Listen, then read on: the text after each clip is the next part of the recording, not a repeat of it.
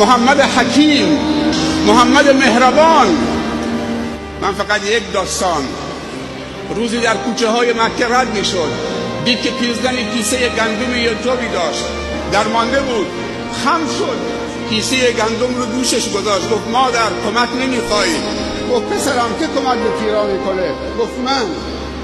خم شد، کیسه رو کولش گذاشت، هم پای پیرزن سال خورده رفت در خونهش، گفت پسرم همینجا بذار. گفت نه میارم داخل. گفت پس برو تو انبار بگذار. وقتی که میخواست خداحافظی کرد، میخواست بره، مادر صداش زد، گفت پسرم میتونی بر بگردید؟ گفت پسرم یه لحظه برگرد. گفت بیا نزدیک پسرم. نرمی گوششو گرفت، آورد گوشش کنار لبش، گفت پسرم تو خیلی جوان مهربونی هستید، خیلی دلپاک و دل ظریف و دل نازک و شفیقی هستید، تو کمک به پیرزنی کردید. من پاداش مادی ندارم به تو بدم، اما یه نصیحت پاداش این خدمت تو مثل دور تو گوشت باشه. گفت بفرما مادر.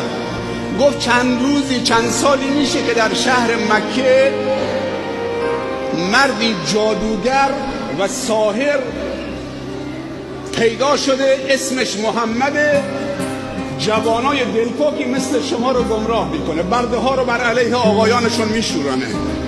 بیشتر سر راهی جوانای دلپاک و صاف و ساده و مهربانی مثل شما و بردگان سبز میشه. من پولی ندارم که به تو پاداش میدم، ولی تو خیلی جوان مهربان و دلپاکی و دلرحیمی.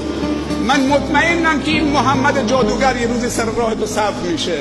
فقط این به خاطر پاداش اون خوبی مثل دری در گوشت باشه که اگر سر راه تو سبز شد تو رو فریب نده مادرم.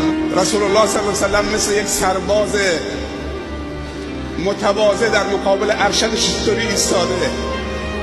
بعد گفت مادرم صحبتات تمام شد؟ گفت بله پسرم، برو در پناه لات و هبل عزا. دید که نمیره، پیرزن دید که این جوان نمیره. گفت چرا نمیری پسرم؟ گفت مادر این گوش تو بده من یه چیزی بهت بگم، من همون جوان محمدم، من همون جوان محمدم که تو در بارش داری صحبت میکنید. گفت اشهد ان لا اله الا الله و اشهد انک رسول الله. این اخلاق آسمانیه. جامعه ما امروز تشنه این مسائله، تشنه اخلاقیاته.